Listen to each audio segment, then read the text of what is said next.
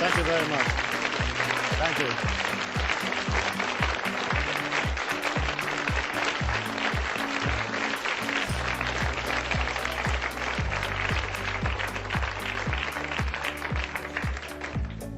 Well, hello and welcome. Today we'll be doing our Mastery of Money seminar. And what we'll be doing is basically looking at esoteric concepts to allow you to get the money that you want in life. Not necessarily to become millionaires or to become very, very wealthy, but to have enough money to go through the physical plane, to buy those experiences that you need for yourself and for your loved ones, and to feel a sense of it all just coming to you naturally as an outpouring of the love and the creativity that you put out, rather than this whole concept of like working hard and struggling and forcing the whole thing to come about for you. Basically speaking, the way that I handle esoteric money is I teach people to raise their energy. I teach you to become more life force, more power. And then when you do that, people will be pulled to you. People will show up. They're going to crawl over the walls and under the doors, and they're going to lower themselves in through the ceiling, and they will be there. And when they show up, what you have to do is bill them. You have to have a way of billing these people so that you can basically make money. And that means being organized, having a product or a service or something that you can give to these people when they show up in your life. For you to raise your energy and have all these people show up and then you haven't got a way of working it with them, you won't have the abundance, you won't have the creativity, and you won't have an energy pattern that will go all the way. And basically, some of you are going to need lots of money. You're going to need loads and loads of the stuff in order for you to buy those experiences and to create the changes that you hope for yourself. When you look at the physical plane, you can understand that it isn't designed for people to be rich. If we divided all the wealth up in the world among all of the people, okay, in fact, everybody would be millionaires. But the system is so designed that a few people have the wealth, and the rest of the people do not have the wealth. And because it is designed like that, and because it's come down from thousands and thousands of years, the common man has to put in a certain amount of transcendent energy to pull himself or herself out of a system that isn't designed to assist you. I mean, imagine if you could go to work and in 1 week you could earn, let's say, $2 million. And you think, oh, Friday, I think I'll retire from here on out. The system isn't designed like that. The way that the system is designed is that if you work really, really hard, it will spit out just enough cash to keep you just above what I call the revolution level. You know, where you're not out in the street tearing the system apart, but they fed you just enough to keep you going so that you don't blow away the system. The world that we live in is just owned by a few people. You know, let's say 500, 1,000 families own the entire world. Okay? And they also own the governments, they own the societies, they own the banking systems, they own all the financial institutions, they dictate what interest you'll pay, how much rent you'll pay, what mortgage terms you will receive, you know, what your car payments are. They decide everything for you. And they also decide how much money the average man in the street will have.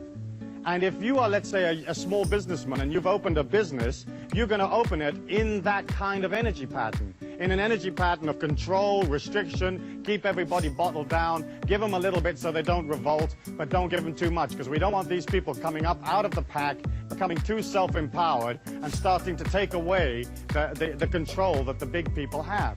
And so as you look at that, if you open a business and you're this small businessman, if you've got a creative idea, you can only earn money from the energy of those people around you. And if all of those people are like close to starvation or just making it through or just squeaking through, how much disposable income have they got to buy your product? And so we're all affected, whether we're independent business people or whether we work for one of the big institutions or we work for the system, we're all basically affected by the fact that the whole thing is not designed for the common man. And you've heard me say that many, many times in this seminar and in other seminars, that the world is not designed for the people. It's designed to keep the institutions up. It's designed to keep the philosophies up. It's designed to support the governments. And you, as the ordinary working people, are always sent the bill. You get to pay for everything. If there's a mistake, you get to pay for it. You know, if there's some kind of disaster, you pay for it. And as you look at that, you can understand that the only way that you can pull out of those feelings and out of this conditioning that basically is absolutely designed to hold you down is by you having a force of will that is stronger than the force of will that is trying to control you.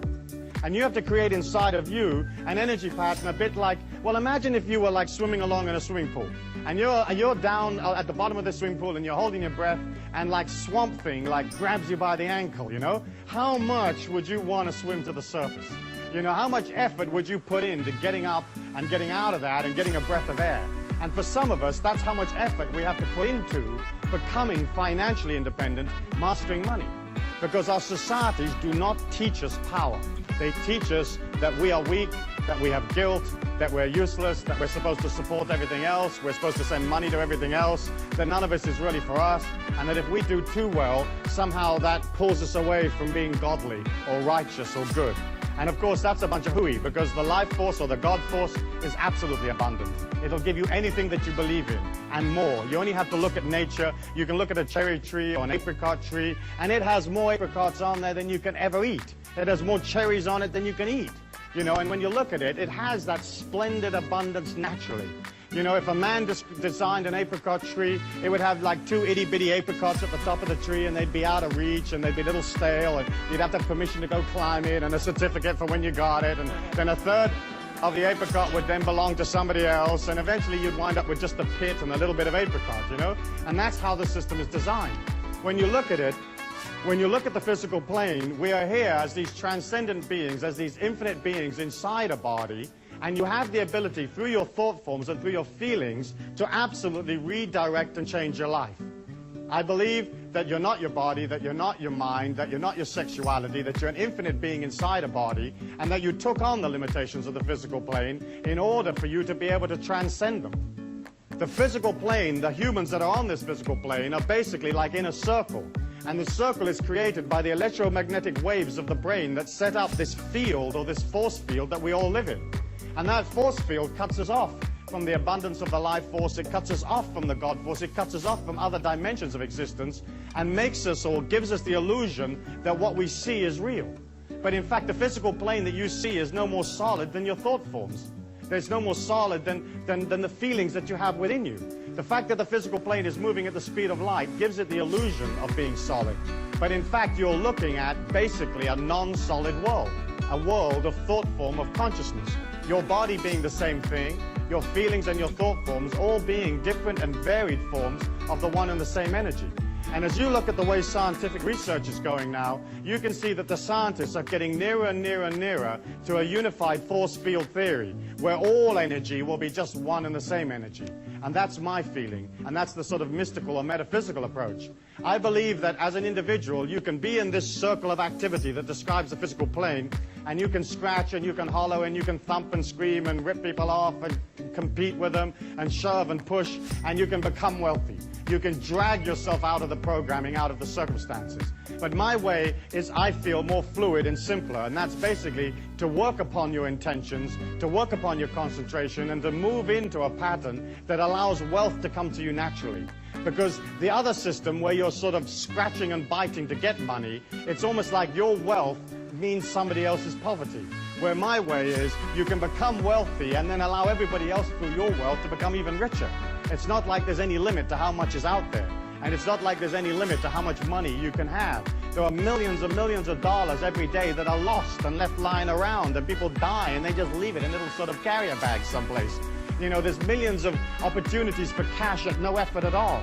And it's not like you becoming wealthy is going to detach from somebody else at all. Because we're not living in a finite world. We're not living in a world that only has this much resources or this much wealth. There are more resources to be discovered. There are more creative ways of doing things. There's always an ever-expanding amount of wealth. And what you're doing as an individual is, you're saying, listen, I'm happy to concentrate on making money because I understand that if I don't concentrate on making money, I won't have anything. You know, if you concentrate on the phantom rapist comes out the woodwork and bites you on the bum. If you concentrate on money, you get money. But of course, the societies and the way we teach our children disengages them from money. It disengages them from having wealth, because we teach our kids, hey, it's not okay to be wealthy. You know, the meek will inherit the earth. The God force doesn't want you to be wealthy. It just wants you to be this little thing and being terribly poor and being terribly thankful for the little itty-bitty that you got, you know. But of course, that's not true. That's just a load of hogwash that was handed down over thousands of years. You know, the life force could give a damn how much money you have or don't have. It is not emotionally involved in whether you're okay or not okay. If you're doing splendidly, then your splendidness will help others, because you'll be doing economic things, creative ideas, you'll be spending your money, hiring people. You know, you're helping the world by becoming powerful. And yet we look at a physical plane where everything is designed to not allow us to become powerful. As you come into the physical plane, as soon as you're born, or some people would say even before you're born, that mind of yours is beginning to record every feeling, every event, everything that's ever been said to you. And you suck all of that up. You know, you can put a person in a hypnotic trance and you can take them back to when they were 11 years old, to their birthday party or something like that. And you can have them tell you how many people were there, what their names were, how many cans of Coke they drank, how many packets of Jell-O was eaten, who did what. Everything is in your life. Everything is all there. How many steps you took from the parking lot to your seat right now. You have a memory of all of that. And you imagine this small babe, and it's lying there and it's sucking in all this information. Okay, and it's born to parents who think that, like, working hard is honorable, that you have to work hard to make it through the physical plane, you know. Well, let me ask you a question. How many of you here think that you have to work hard to make money, or you've been taught that you have to work hard to make money? Let me see your hands. Okay, you see, they sold you that. They sold you that. The people that run this circle of activity, okay, sold you that because they wanted you to work for them. You know, they wanted you to work hard for them. Okay? And so basically speaking, we buy into that. Working hard is honorable, or working hard is how you make money. Making money has nothing to do with working hard. It's nothing to do with effort or struggle. It's mostly a matter of being balanced and organized. And as you begin to center on your creativity, people show up that want to be a part of that creativity, want to be a part of that action. They feel your security, your strength, and they sign up for it and they pay you for it. So it's a simple transference of energy. You transfer them an idea, and they transfer you another idea called money.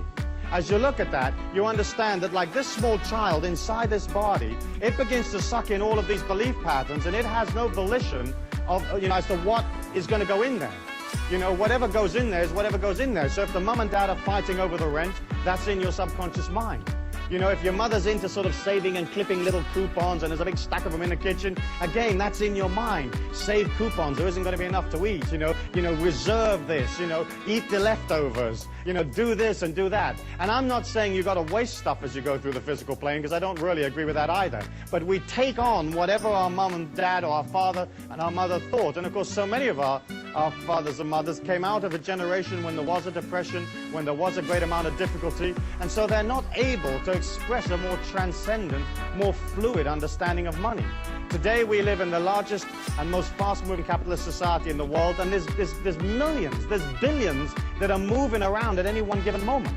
And yet here is this mind that takes on all this sort of stitch in time, save 9, and a penny saved is a penny earned. And we take on that mentality, and then we wonder when, as we go out into the physical plane, as young adults or as teenagers, or we go out into the workforce, we begin to resonate that into the life force, and the life force, or the energy, that the force field that we're in, reflects back to us exactly what we believe, exactly what we put out there, and it gives us back struggle. It gives us back, there's not enough. It gives us back, you know, work for no wages, save your money in case something dreadful happens, do this and defend that, and you know, and if people don't like this or don't like that, sue them for the money or go chase them for the money. But you know, there isn't enough, and that whole energy of like there not being enough and there isn't going to be enough for you to get through is sold to you as a way of disenfranchising and controlling you. Inside this circle, everybody believes life to be real. And the circle is created, as I said, by this electromagnetic energy that leaves your body, which I believe is created by the oscillation of the brainwaves. And so as we look in this physical plane, we're looking at a physical plane that deals totally with manipulation, totally with restriction, and totally making sure that you don't come out of the pack. Okay? As you're going through the physical plane, you're taking in everything that you hear, everything that you feel, everything that's ever said to you, and you're also taking in all the rest of the energy. You're taking in energy subliminally. You're taking energy in below your threshold of consciousness that you are not even aware that you're taking it in. And we know from the subliminal tapes that we sell through our catalogs and so on, that the mind has an ability to hear affirmations that are placed 40 decibels below regular earshot. And so we have a track of music that rides up and down, you know, getting louder and softer. And underneath this track of music is a loop tape that runs these very powerful affirmations that are designed to create behavioral change. And as that loop rides up and down with the music, it stays 40 decibels at all times below the music, below the earshot. And we know from our research and the research that's been done in various universities in the United States that the inner mind hears that and accepts it. And yet think of you know, you're just going through life, and how many sounds and how many feelings and how many opinions are you a part of that are very debilitating, that are very weakening, that you may not have chosen, but that became a part of your mind, you know? Like you'd be at the supermarket and like somebody in two lines or two aisles further over to the right might sort of pick up a can of beans and go, oh, look at the price of those beans, the world's falling apart, bong. And that would enter your mind if it was 40 decibels below your regular earshot. So you're a product of not only what society has told you can't have, not only what your parents told you couldn't have, but you're also a product of all the thoughts and feelings of the people around you. You can't sit next to somebody in an audience like this and not pick up whatever they are. Their feelings are booming out and they're pervading your feelings, okay? And if you want to change your seat in the break, feel free, you know? But basically speaking, you're it. If a person touches you, there's an energy transfer. If they look at you, there's an energy transfer. And so can you imagine this young being that's coming into the physical plane, who doesn't have necessarily any experience of how to do it, and being debilitated with all of this stuff, and then going out, putting that energy into the universal law, and getting back exactly what they put in, and they put in for struggle and difficulty and hard work and lack and not enough, and the universal law gives them back that stuff, and then they can say, you see, life's really hard. Okay? And each one of us came out of that same product. So for you to get out of that energy pattern, you have to push against it. You have to literally force yourself to allow yourself to be in control of the money that you make and to master the money. And the mastery of money for me is, as I said, not necessarily becoming very, very wealthy, but being in control so you spend less than you earn and you earn enough to buy yourself all the experiences that you're ever going to want on the physical plane. When you think about it, you create a creativity, you create a product or an idea, it's energy, it comes from consciousness. Then you take it out to the people, they respond to it positively, and they give you money, which again is energy. Money is neither good nor bad.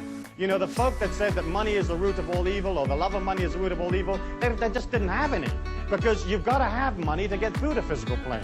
You know, you've got to have it. And of course what happened was that we were taught that somehow money and spirituality didn't mix. And yet when you meet a person that is truly spiritual, they'll have a lot of energy, and so automatically they'll have a lot of money. In the olden days, let's say in 500 BC or something like that, it was fine for a person to withdraw and to go up in the mountain and sit under the banyan tree or whatever they wanted to sit under, and to pull away from the commerce of things and to contemplate upon, you know, the light of God or whatever it is they wanted to do. But you weren't born there. Or if you were, you know, right now you're here. You're in commerce, you're in travel, you're in making things happen. It's a totally different society. And I feel you could transcend by pulling out and sitting up on a mountaintop. But once you had the power, you would have to come back down into the physical plane and do something with it.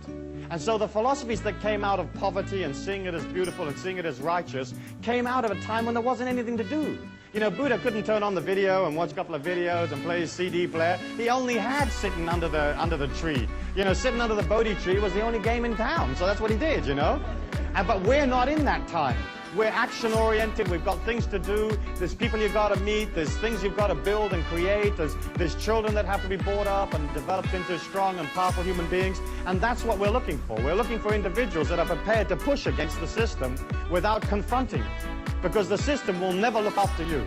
You know, it's not designed to. And if you look at the history of man, all the governments have let all the people down all of the time, you know? And if you don't believe that, you don't know anything about history. You know, you might want to repeat it after me. All of the governments let all of the people down all of the time. Because basically speaking, governments are individuals that are looking after their own interests. You know, they're looking after their own power unit. They're looking after their own election. They're not worried about whether you're making your mortgage payment, you know, in downtown Arkansas. They could give a damn, you know. They are just worried about their own position. And they get to play the game, and they get to spend your cash, and then they send you, as I've said before, this love letter called the tax bill that you have to pay for their creativity. They don't actually create any wealth for themselves. The wealth of the nation is the individual man, the individual female, the working people of the country. We create the wealth, and they just get to play with it. You know, and the way they play with it is they get to spend it pretty much any way they like. They get to bill you anytime they want to bill you, and if they run out, they just print some more. And so we're looking at a situation where the whole of the circle, the whole of the people that control this circle, the families that run the world, they have a control of the money. And money to the common man is life force. It's God force to a guy that doesn't have a spiritual quest, a person that doesn't have a quest or doesn't have a belief in any kind of higher transcendence. Those people that are purely in the physical plane, money is their God force. And once these people got control of the money, they could control the life force for the world. And then they could control the destiny of the world. And there's none of you here that haven't been controlled by the big families that run the world, because they decide everything, from the price you pay for a shirt to how much you pay to go to the movies. Everything is decided, and the whole system is designed not for you not to come out of the pack. And as long as you remember that, now you can push against it, and you can say, gosh, that's dreadful, that's awful. Why have they designed it like that? They've designed it because they're into control. They're into making sure that none of us ever get out. Okay, and you can push and you can rant and rave and you can have your little placard and you can go down to D.C. and stand there in front of the White House and it won't do anything for you. The only way you can win your freedom is to have enough cash to pull out, okay, and to disengage somewhat from the feelings of the world, from the emotions of the world, so it isn't controlling you. Okay, and that to me I think is incredibly important, because you've been sold this bill of goods that says you can't have it, and then the whole thing is designed, and if any of you do too well, they take the money back from you. All the money you have is basically on rental. You don't have any wealth of your own. I mean, look, for example, in property taxes, okay? They take, let's say, 1% or 1.5% of that property from you every year, okay? And governments go on for hundreds of years, so they can wait to get the house back from you. But they take, let's say, 1% a year. In one generation, they've got a quarter of your house. They didn't do anything for it. They never paid you. I mean, nothing happened. They just took a quarter of your house back. In 2 generations, they got half the house. In 4 generations, they'll own all of the real estate of the country. And that's how property taxes work. So you think they've got your interest at heart? No, they just chip in a little bit of your income back, and they time it or they place it so that it's like this creeping thing that you're never really quite aware of. And then suddenly you think, my goodness me, I've given 9% of my house back to these people. Why did I do that? Well, you did it because they passed a law saying you had to do it, and you don't have options. I believe in obeying the laws, but I also believe that you can design your life to take maximum fluidity within the law. Within the tax structure, within all of the things that you are allowed to do, that the people that control this circle allow you a certain amount of modicum of like elbow room, and then you use that in order to become powerful. And so as you look at that, you can see that for you to become powerful, to have enough money, you have to begin, first of all, to look at what's stopping you getting money. What are these feelings inside of me that don't allow me to be wealthy? Because for you to be wealthy and to become wealthy and to have people show up and they want to share their wealth with you, because there's only one place that you can get money, and that's from the other people in the physical plane. Because we're the only people that believe in that stuff, okay? You can't get it from any place else other than the other mugs in the game with us. And so we have this energy that's absolutely neutral, and you have to create an energy from within yourself and then get these people to come along and give you the cash. To do that, you have to look at, hey, what do I really feel? What do I really feel about money? And when you look at how we deal with money, you can see that, like, for example, you may have had feelings. I know I certainly did. I remember thinking that if I became too successful financially, somehow it would pull me out of the society that I lived in. Like if I do too well, I might have to leave this ghetto, that kind of feeling, Or if I do too well, all my friends won't like me anymore. Or if I do too well, it may not be as loving or as strong as God might want for me, because I bought into the fact that God wanted me to be poor, And so as you look at that, you can see that like we have hundreds of these limitations. I mean, thousands of them. Stitch in time saves 9. There's one. What does that mean, for goodness sake, If the thing tears, chuck it away and buy another one. What are you doing all the stitching for? I mean, who's got time to do stitching and stuff, Oh, stitch, I mean, you get another. It's as simple as that.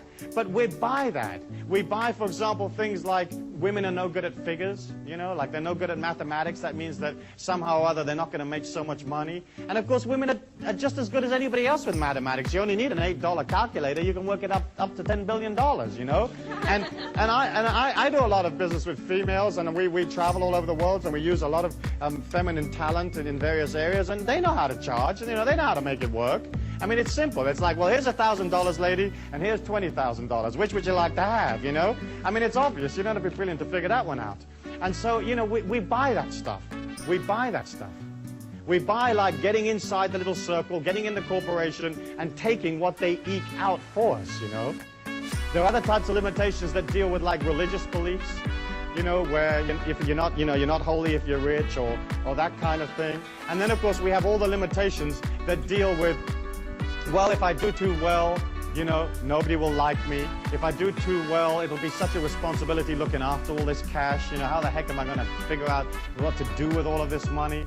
If I do too well, it will cause me problems. I'll have all these responsibilities. I'll have to defend it and so on. And we buy that stuff philosophical limitations about your relationship to money.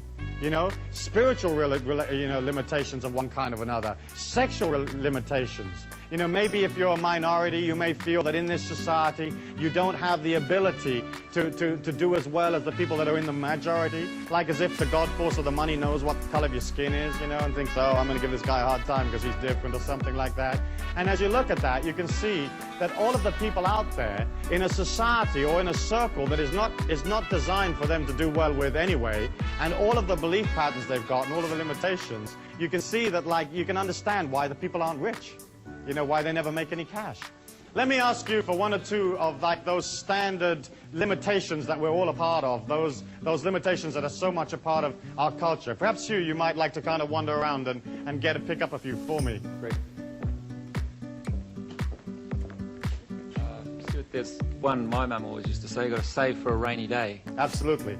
And if you save for a rainy day, of course it rains, you know, it has to. Because that energy of putting in the negativity pulls to you the rainy day. You know, the very fact that you believe you're going to be a part of a disaster means the disaster will happen. And if you put a whole bunch of dry food in a hole in the ground, you know, because of that energy of defending yourself, you mount 2 machine guns on the roof, you put your granny there defending the house, defending the street, then what happens is that energy pulls to you the disaster because of the negativity that you're putting out. And if you put this dry food in the ground, something will happen, and this moose will come along and it'll do itself on its food, on your food, and there goes your stash or there goes your stock. You know, let me ask you for some others. If you have any money, don't tell anybody. Yeah, if you have any money, don't tell anybody, because some reason or other that's going to either make them angry or jealous, or they're going to come around and try to take it from you.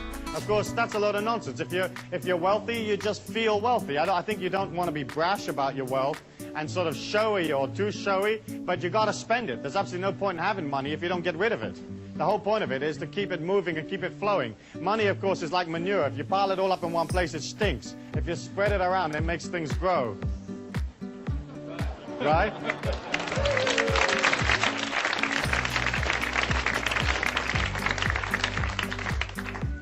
Let's have another one. It's easier to get a camel through the eye of the needle than the rich man into heaven. Right, that's a standard one. And of course, the eye of the needle, I believe, was it not the gate of Jerusalem? And to get a camel through the gate of Jerusalem wasn't a big deal. And if the camel was a bit stubborn, you just had the camel over here, and you take a bucket full of the camel's lunch, and you put it on the other side of the gate, and you go, hither, hither, camel, and it comes along. Because that's how they talk in biblical times, hither, hither. And the camel just automatically walks through the gate. And of course, a lot of our philosophies were designed to make sure that nobody got wealthy. You know, you can imagine how, like, well, imagine in medieval times when, say, for example, a lot of the churches owned all of the land. I mean, thousands and thousands of acres of land, you know, and the common people were dying of starvation, living 10 in a room in squalid, filthy conditions. From time to time, they'd go up to the sort of the big monastery or something, and they'd bang on the door and they'd say, oi, what about us, you know, what do we get?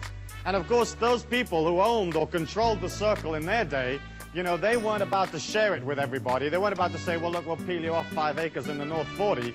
And so they had to sort of say, well, you'll get yours later. You know, you'll get yours in the afterlife. You know, this poverty stuff's really cute, and you're loving it right now because later on you're going to get it. And of course now we're not so stupid, you know? We're a little bit more sophisticated. We aren't going to buy into that afterlife stuff. Not because I don't believe in an afterlife, but I want my power now. I want my experiences now, where I can experience them and become a part of them, and that's what you want. You don't want a promise for later. And of course the mind and the ego will always accept a promise. You know, you can always tell somebody, yeah, I'll do it for you, but later. And the mind goes, oh, that's okay, later, later. And that's why that philosophy was so powerful and so useful to the people that ran the situation in those days, because they could promise people a later date, you know, a long-term delivery. What about being filthy rich? Yes, like as if rich is somehow dirty. And isn't it true how, like, for a lot of people, money equates with, like, the misuse of it. You know, like if you're rich, you're bound to be misusing it. And of course, it's nothing to do with that. You know, you can have money and be loving and generous and kind and to help the world, you know. But isn't it interesting that we equate wealth with, like, some kind of misdemeanor or not acting honorably? And of course, that's not necessarily the case at all. Any others here? Money corrupts. Yes, and of course, a lot of times it does, because money is power in our physical plane. And power is very, very hard to work with. And the whole point of experiencing power is, in a way, to misuse it. you know, because that's the only way you really get to learn about it.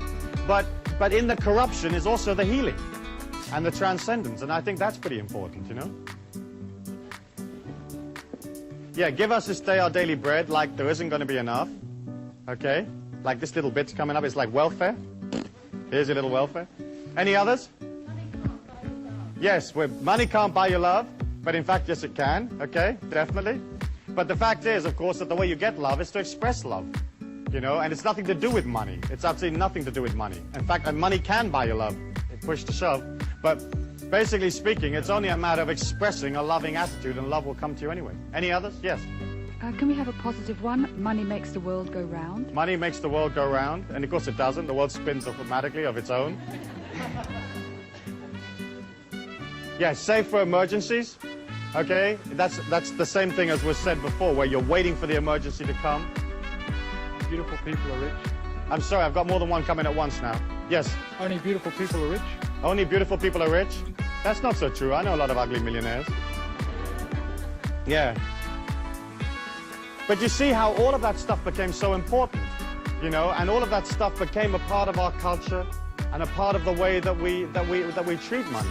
And of course, what you have to do now is to begin to resonate a powerful intention for your whole trip about money. Because when a person permeates that negativity or that weakness inside of you, because it is already there in your mind, there has to be an acceptance. You know, you have to accept that. If you're standing next to somebody in the supermarket and they're projecting lack, if you have lack inside your mind, you actually enhance or increase the lack that you have. Okay? The only way you can come out of power is to not have it in your mind, or to have this forward projection of energy, this expanding energy that feels, yes, I can, yes, I will, I have it all around me, this is a flowing situation, and there's no problem with the amount of money that's going to come to me in my life. When you resonate your feelings, they change moment by moment as to what you feel about yourself. If you feel negative, you begin to create inside of you a feeling that pulls energy to it in a kind of imploding or coming in parabola of energy or curve of energy. And negativity has a way of resonating, so it sucks other feelings towards it. So if you're negative, you'll pull to you somebody else that is equally negative. If you're negative, you'll pull to yourself energy patterns that are disastrous or tend to fall about. And at the top of the curve, you know, it's just little niggly things that go wrong. You know, the car won't start, and this happens, and the handle comes off the bathroom door, that kind of stuff. But then bit by bit, as you begin to resonate the negativity after a long period of time, then suddenly the whole energy pattern begins to break up around you, and the whole thing drops on your head and collapses on top of you. You know, whether it's a financial collapse, or whether it's a collapse of your physical body, or collapse of a relationship or some situation, it's because through the negativity, you pull that to you. And by pulling it to you, you suck from the physical plane, and you suck only those parts that are congruent to you. If you imagine yourself walking along in this bubble of energy, okay, all of life is coming at you at the speed of light, and it's coming at you upside down, okay, at the speed of light. And you have all of these possibilities coming at you at any one given moment, okay, and you will pull from those feelings that are the same as your feelings, that are congruent with your feelings. So all the goodness in the world is coming at you, and all the evil's coming at you. And then you can pick up whatever you want. And so you kind of filter through your own feelings those experiences that are exactly the same as what you feel. And so as you maintain and establish a negative energy pattern, or a pattern of limitation or lack, it begins to pull in on you, and it pulls from the physical plane all of those things that are exactly the same. The only way to defend yourself against that, the only way to really develop a power inside of yourself, is for you to begin to pull out of you this transcendent, infinite, abundant feeling from within you. When you express positively, it creates an outgoing or exploding curve of energy. It's like this outgoing feeling. Not only is it warm, is it fresh, is it loving, but it inspires people because it's pure life force. It's pure confidence. And it's not like sort of confidence that you wear on your sleeve, which is real sort of pushy type of confidence, but it's basically confidence of feeling everything's okay. And as you resonate that energy outwards, the more and more power that you put out into the world, the more you allow that infinity and that abundance to come from your feelings, the less the negativity of the other people pulls you down. Because you cannot walk in a crowd of people, say in a supermarket or in a shopping mall, without having all of those people affect you. And you've all experienced it, where you've got out of a car and you've walked into a mall and you've only walked like maybe 100 yards or 200 yards and you bought like a can of something and you walk back to your car and you're absolutely exhausted. You know, have you had that experience? Right. And it's because what happens is as you walk through that mall, your feelings are resonating around you and everybody else is literally taking a bit of that energy from you.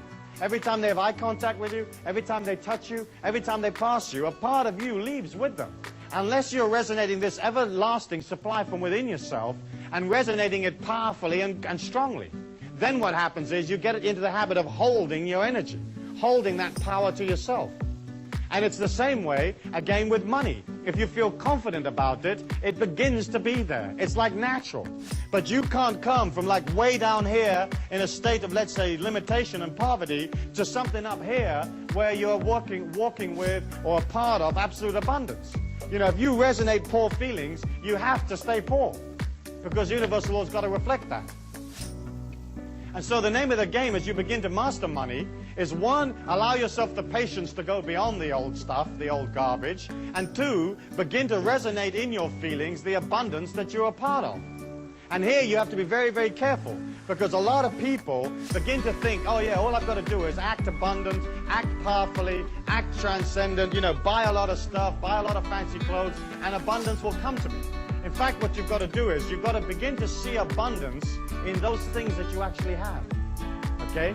It's not a matter of like going out and spending a lot of money on French clothes or something and then being in debt, because that very fact that you're in a debt is going to pull you backwards. It's more like saying, okay, around me I have this and I see beauty and abundance in it. And then, as you begin to become more and more confident and you have more and more surplus income, you can begin to create affirmations of abundance in your feelings that actually affirm, hey, I'm doing fine, I'm doing well. And so, yes, go out and buy a good suit.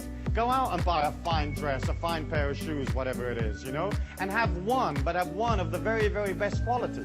If you go for the cheap and the cheerful and the discount, it's always has that energy.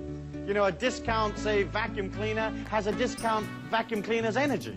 And I remember my wife once buying this vacuum cleaner. It was at a used machinery shop, you know, one of those places where they sell used appliances. And she was all proud of herself because she'd got this thing for $15. And she wheels in this vacuum cleaner, and it looked like a $15 vacuum cleaner, you know. In fact, to me, it looked like she'd been ripped off at $15. And she plugs it in, and there's this limp little bag hanging on the back of this thing, you know. I mean, it's just holding on for grim death. And I said to her, don't you think that bag is supposed to be like full of air and abundant and pleased with itself?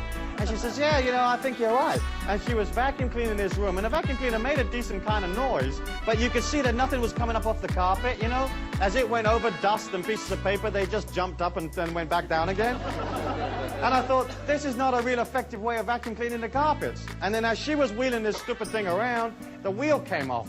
And as it came off, it created this sort of very, very sort of gentle curve as it went around the carpet and sort of came into this semicircle around the other side of the room. And of course, as the wheel went around the room, it did pick up a little bit of dust on the wheel, you know, that was natural. And I looked at it, I thought, oh, this is how this vacuum cleaner works, right?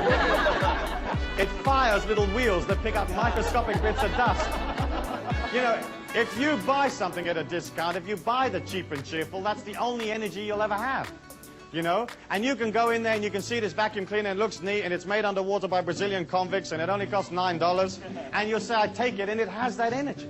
And so I would say to you, like, if your life is in control and if you're beginning to master money and beginning to feel that you will always have money, then you can begin to spend on those things that are important for you. And I would always go for the very best. I would just have less of them.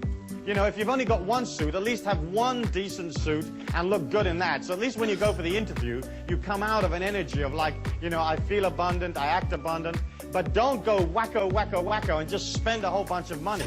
And I've watched people take on this philosophy and do exactly that and get themselves into tremendous trouble, you know. As you begin to create those feelings inside of yourself, it has to permeate your entire life.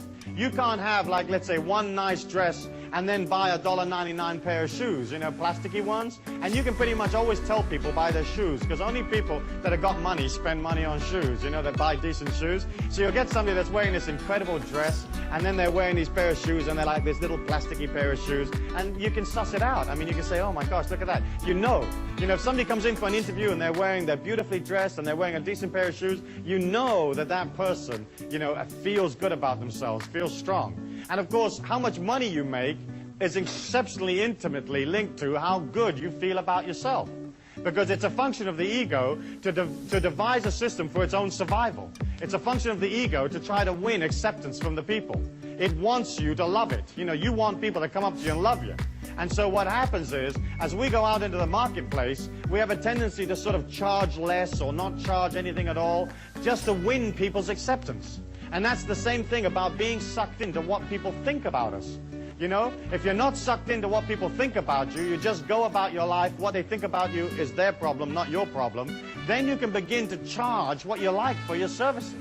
And if you're coming out of energy, and you're coming out of love, and you're coming out of transcendence, you're basically selling a higher ideal, and there isn't any limit to what you can charge. But so often you'll do an incredible job for somebody, and they'll come up to you and they'll say, how much do I owe you? And you'll say, no, you know, I don't need any money, you know. I mean, how many of you done that, you know? I mean, I watch your heads nodding, you know, yeah, no, I don't want that. And what you're sort of saying is, please love me. You know, if I do this for absolutely nothing, will you love me, you know? Or you've said, yeah, you know, okay, but it should normally be $100 and just give me 20 or just give me 10 bucks and that'll be enough. And it's a way of like not feeling confident about yourself. When you give something, when you sell something to somebody, when you give them a service, when you do something for them in a commercial act, you're loving them. You're helping them. You're assisting them, you know? You're delivering this refrigerator to them, and that saves them going all over everywhere and finding a refrigerator or building one themselves. You know, when you transfer goods and services to people, it's a way of loving them. And so if you love them, why wouldn't you have them love you back by giving you their money? You know, if you come out of energy and you come out of dedication and you come out of service, there isn't any limit to how much you can charge, within reason. And I don't believe in rip-off, or I don't believe in overcharging, but I certainly don't believe in undercharging. You know? And so many of you don't charge enough. You don't charge enough for your labor, you don't charge enough for your products, because it comes out of like that self-image that says, oh gosh, I'm not really worthy for all of this, so I really shouldn't be charging that, or they're not going to love me if I don't charge, you know, if I charge so much. But in fact, when you can see the transactions that you're involved in life as energy, then you're not involved in the emotions of how much things cost. It's a fact of the commercial world that the more quality you put into something, the more you can charge. And at the top end of the scale, you know, you can charge anything you want. And so you're looking at trying to put energy, trying to put yourself into your commercial endeavors, whatever they might be. I mean, so often you'll go into a business, you'll go into a hotel, you'll go someplace, and the whole energy of the place is bland. You know, nobody's in it, nobody cares, it's institutionalized. It's like press a button and this thing comes out, and you don't feel good about parting with your money. But when you're with a person that's enthusiastic, they're happy, they put their heart and soul into the product, you don't mind. You feel the life force, you feel the God force, and that inspires you. And so it almost feels like you're transferring money to another part of yourself. You know, if the other person is sort of demanding, or they don't have any energy in it, or they're institutional, there's a sense of loss. You think, oh gosh, I've paid for this room, but I don't know if I really liked it, you know. It's very much a matter of putting yourself into your life, into your commercial life. And that's important. When you can subjugate your ego and put that underneath the ego of your customers or the people that are pulled to your life, then you have the ability to serve them. And that doesn't mean that you're going to lose any sense of identity inside yourself, because you're not. But you're going to come out of loving people by serving them. And serving them is like looking them in the eye and finding out what they want. You've got to remember that you're dealing with a person who's maybe scared or lonely, or their body aches, or they have a need, or they need friendship or company, or whatever they've come up for. Because what they've showed up for in your life may not necessarily be the product. You know, it may be some totally different reason. They've come around for healing of one kind or another. And if you can put yourself underneath them, then what happens is they feel your support. And there isn't a person out there that doesn't want to be supported, that doesn't want to feel more secure, because the name of the game out there is basically feeling insecure, feeling scared, feeling fearful about the fact that you don't necessarily control life. And so there you are, you're this confident, smiling, heroic being, and you get up underneath the person and you come out of service. I'll never forget an incident that happened to me in Washington, D.C., where I was going into a seminar, and there was a young waiter there, and he just happened to come up to me and said, in the hotel, he said, what is the secret of tips? And I said to him, the secret of tips is to get underneath the customers, you know, to get underneath and really serve them. And he said, well, what do you mean by that? And I said, what I mean is that for the time it takes you to serve this person and to be with them, you'll subjugate your ego for their needs, absolutely. And so rather than coming out of like thought forms of, oh gosh, when does this shift end? And look at this guy, I really don't like the way he's dressed. And oh goodness me, he's asked me for some more peanuts. And oh goodness me, I'm rushing about. What you're doing is you're coming out of, how can I help you, sir? What can I do for you? You know, would you like ice? Would you like lemon? What would you like? You know, would you like it on this side of the glass or that side of the glass? You know, would you like another pillow, another cushion? What can I get for your lady wife? What would she like? You know, there isn't anything while you're in my care that I won't do for you. You know, you want me to take your canary for a walk while you're having a drink? No problems, you know. And I left this young waiter with this information about coming out of loving them and serving them. And I went off and did my seminar, and when I came back from the seminar, he came up to me and he says, this is totally fantastic. He said, I've never had a day like this ever in all the time that I've been a waiter here in this hotel. And the previous record for tips in one shift for me was $42. And in this particular shift, I earned $160 in tips for the very first time. So this young man had quadrupled his tips by just serving. And isn't it true, as you go out there, you'll find mediocre restaurants, mediocre hotels, mediocre airlines, mediocre everything. You know, you walk in the door and they can't even be bothered with you. They're not organized, they're not interested in what you want. You know, and you get this feeling of like, hey, I'm not a customer, I'm not a person, and you don't buy, or you limit the amount you will buy. And you don't feel this expansion and this power inside of you. And so as each of you begin to look in terms of like developing a way of becoming independently wealthy or developing some kind of creativity so that it gives you more wealth, all you really have to do is serve. And serve is energy. And the people give you back another energy called money. And then you go spend that on the experiences you like, which is again energy. And I think that's vital, and that to me is the key. That there isn't anything more than just coming out of service, coming out of being organized. You know, and being organized is a simple thing. You just get organized. You get, hey, what do I need to make this business work? You know, what are my customers going to want? And when you can subjugate your ego and put yourself in the mind of the customers, in the mind of the people that are going to come to you, then it isn't a problem to figure out what they're going to want. They're going to want to be comfortable. They're going to want to do it quickly or reasonably quickly, whatever it is. They're going to want it to work. They're going to want to be able to have value for money. They may want more than one way of paying for it. But basically speaking, what do they want? And then if you begin to concentrate on making it clean and fresh and beautiful, people respond. And isn't it true that as you go out in the physical plane, most of it isn't clean, isn't fresh, doesn't work? You know? I mean, you turn the handle on the door and it comes away in your hand. You press the button in the elevator and it doesn't go anyplace.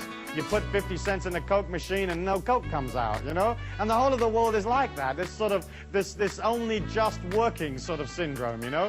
And of course, if you move out of, say, America and you go to other places, you have even more experience of things not working, you know? So, for example, in England, whenever I travel there, I try to make all my international calls back to America before I actually leave America.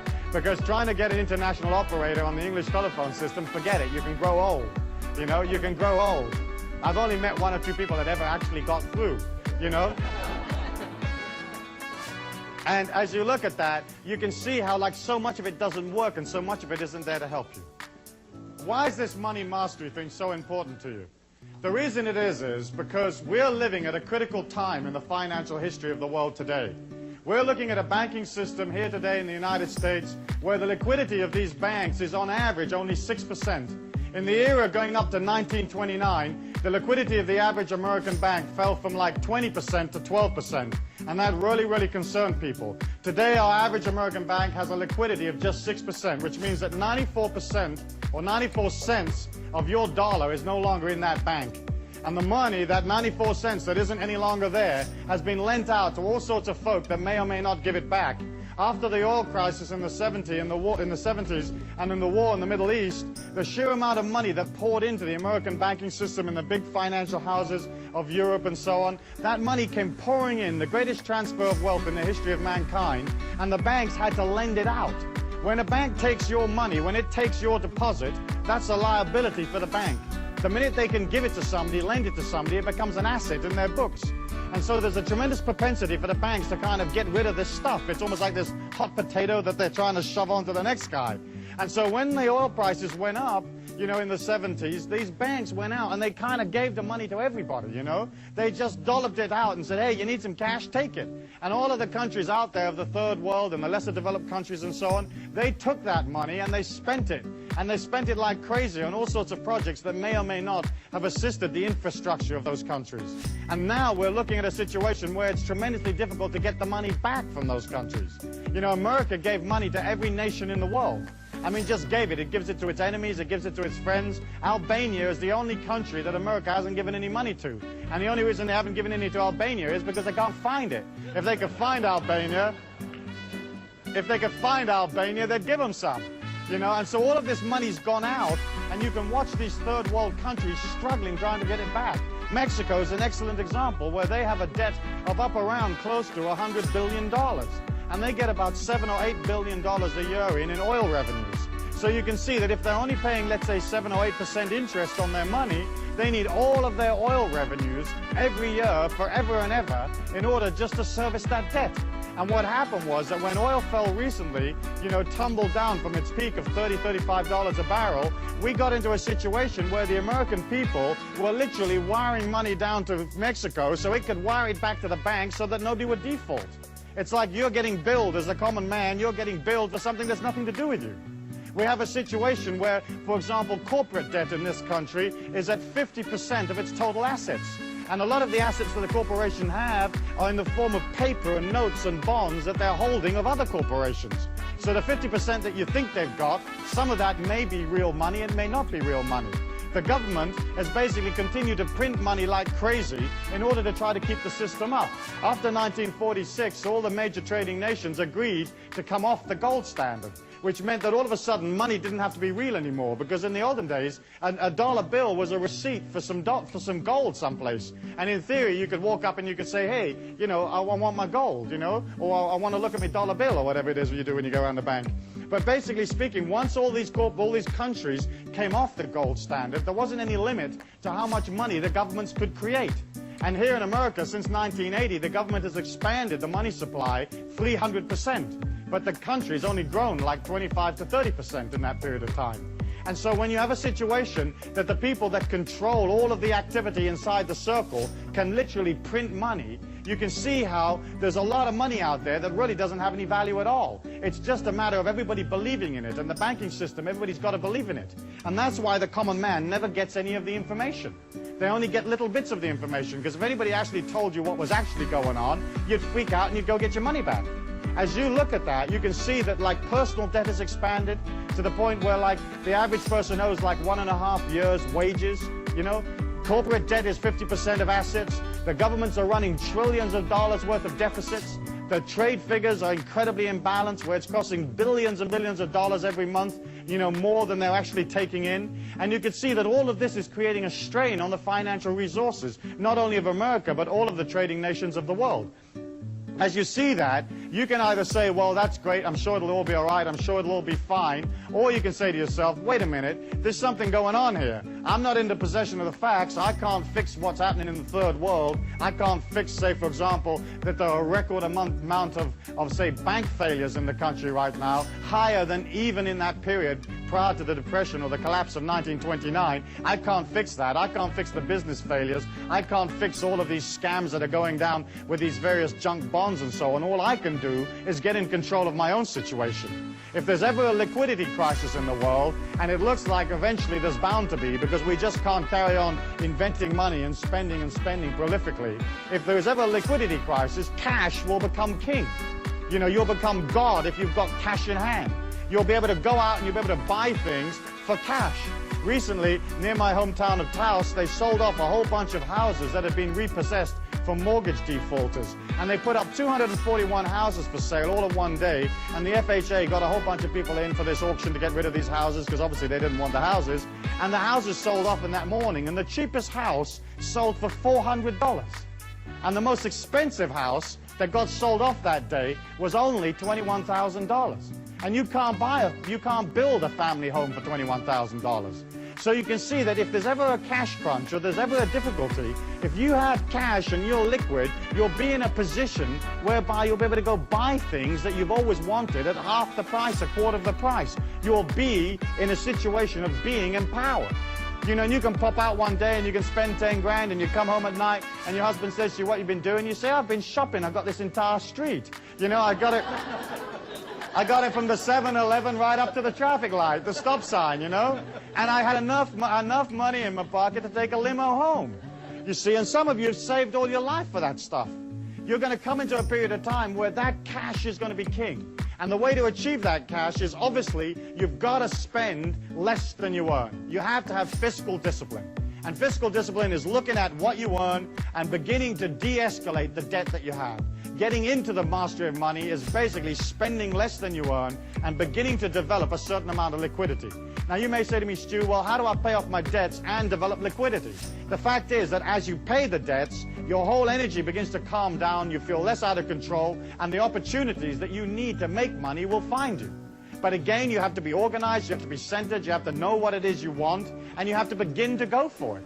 And if you can't go for what it is you want in life just yet because you're stuck in some job here, just maintaining everything, then at least you can begin to play that fake it till you make it energy. You can begin to move towards it. You know, like if you're pumping gas in a gas station and you want to be a film director, well, you begin to resonate an intention for that.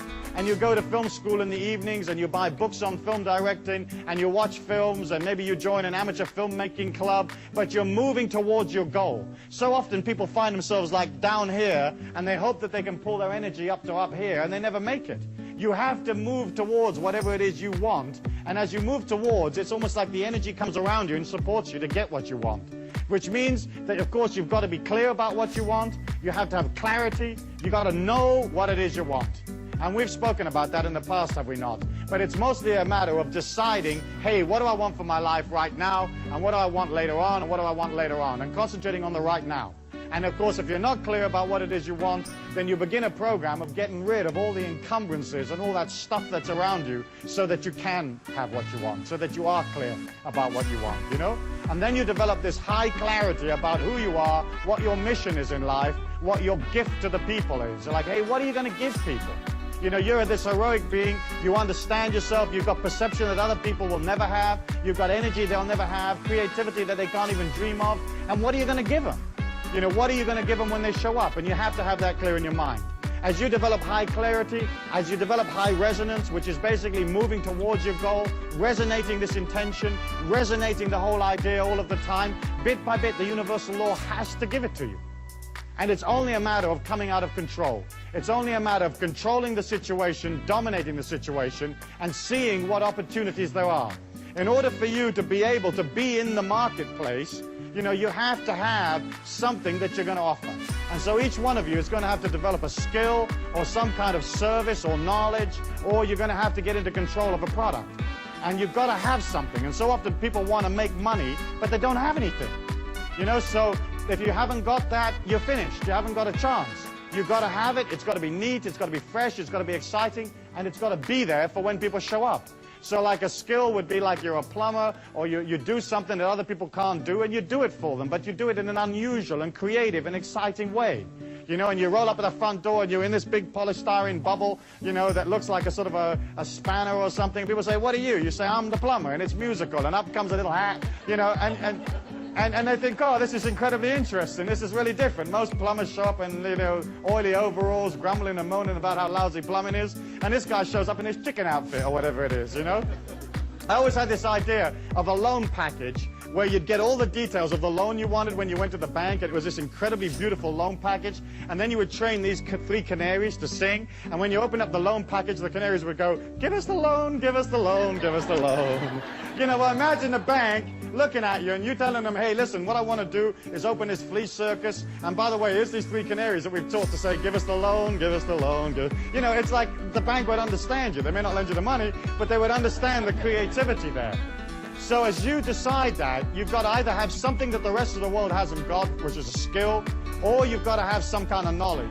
And we live in the most powerful, most information-conscious world that there's ever been. And there are 4.9 billion people out there, and they all want to know something. You know, they want to do the courses. They want to get slim. They want to be more beautiful. They want to be more protected. They want to learn to do acupuncture for canaries or whatever they want to learn to do.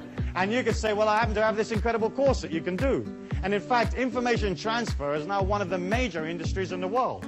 And so all you've got to do is either have the information or acquire it, and then begin to figure out how to transfer it to other people. Of course, if you happen to be, say, for example, a lawyer, then the information you can impart, you have to do one-to-one.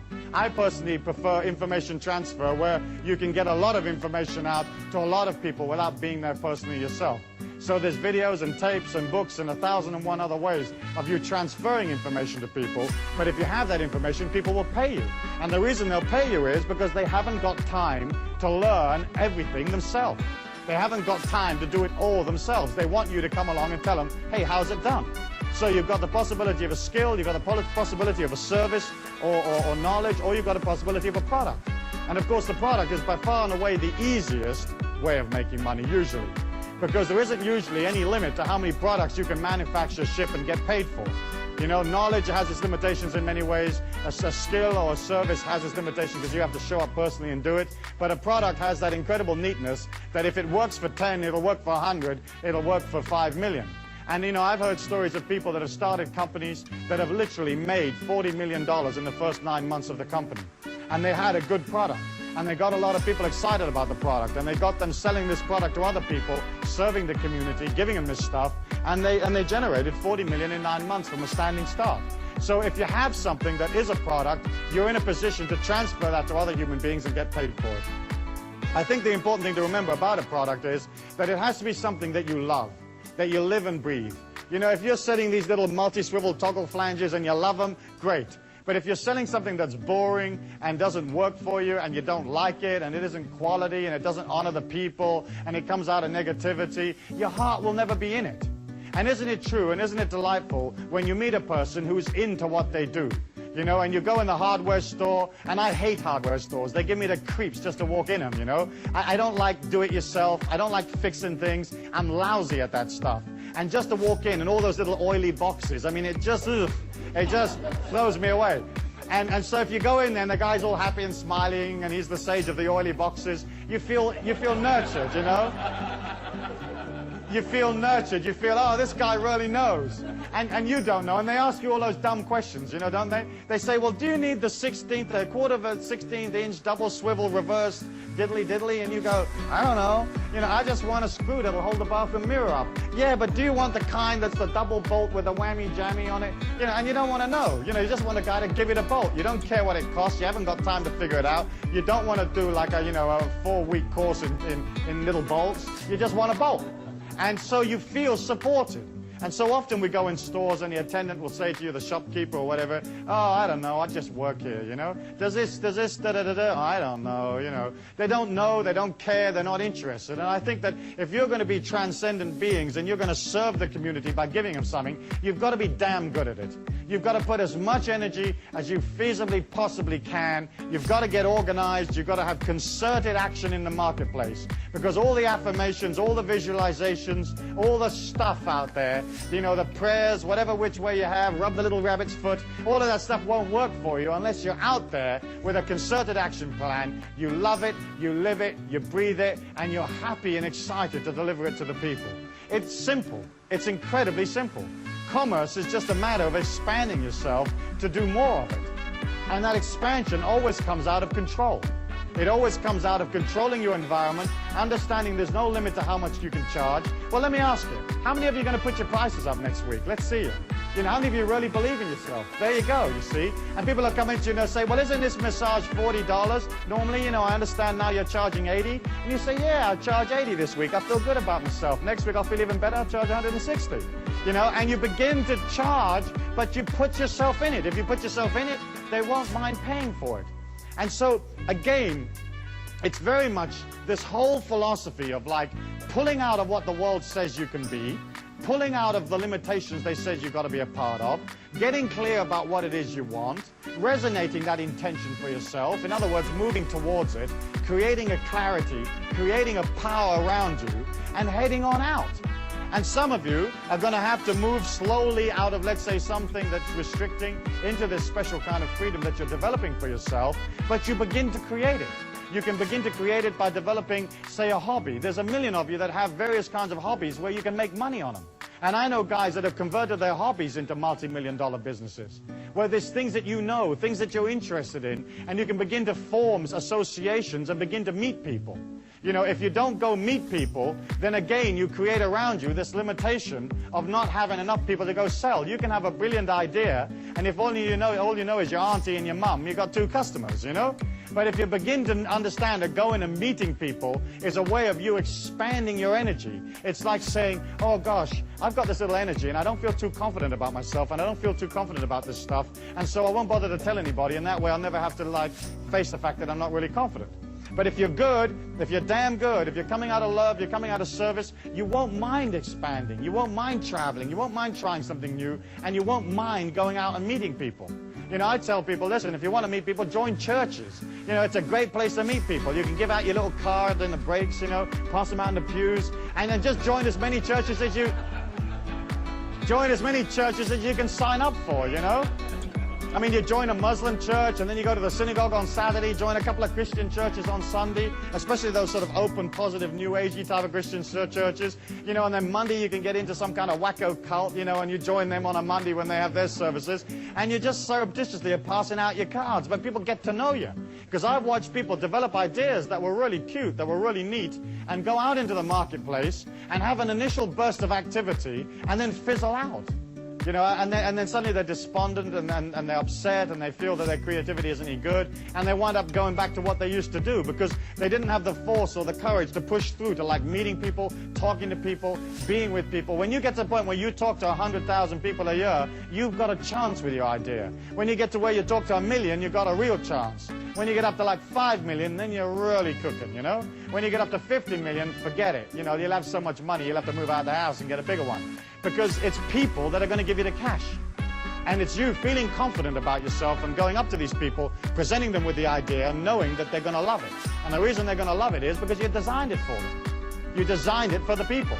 You didn't design it for yourself. You didn't design it for you know, to look cute. You designed it for the people.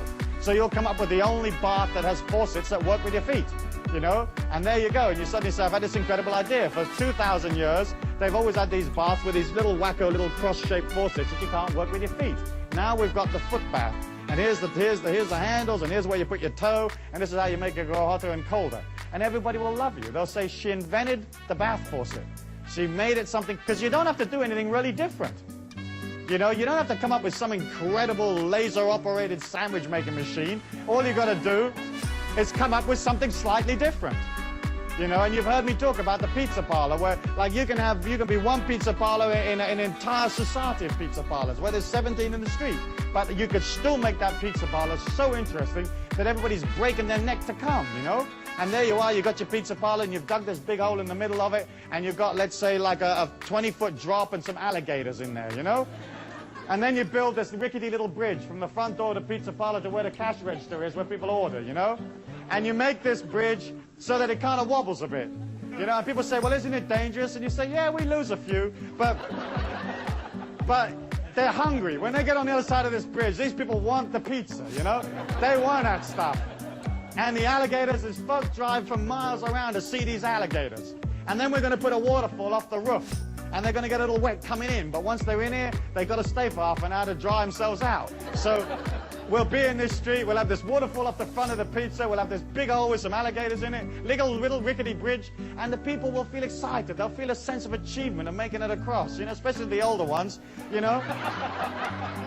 And they'll feel good about it, and they buy pizza. And that's all you got to do. And the pizza could be totally revolting. But they're going to buy it. In fact, if you're coming out of transcendent, you're coming out of heroic, you love yourself, you're going to put everything you can in that damn pizza. And you're going to make that thing wonderful. And so what you're looking at here is you're not looking at like developing some incredible plan or going to some business school necessarily. You're just looking at a shift in consciousness, a shift in dedication, understanding it's fine for you to be wealthy, understanding that you're infinite and there's no limit to how much wealth you can create for yourself, okay? You're going to get clear about what it is you want. You're going to resonate that intention. You're going to play fake it till you make it. Whether you got it or not, you're going to move towards it no matter what. You're not going to let yourself get out of control and start spending a whole bunch of money you haven't got, okay? You're going to allow yourself that power and that energy at all times, moving towards it, clear, resonating it, having it, being original, and more than anything else, you're going to love yourself by charging enough, okay, by giving yourself time, having patience, and you're going to love the people that are pulled to you by serving them. And if you can come out of that love and that caring for people, putting your ego aside for their needs, your life and your business and your families will be swamped. You'll be swamped. You won't be able to handle the amount of people that show up. And as that happens, you'll have a way of billing them because you'll be organized and you will develop wealth. And suddenly you move out of struggle into a natural understanding and a natural flow. And that's how it was always meant to be. Life was only ever meant to be this gentle walk through a valley on a sunny day. It was never meant to be this incredible struggle, this incredible effort. And each one of you has that as a heritage, and each one of you can put that into your life right here and now, today. Thank you very much.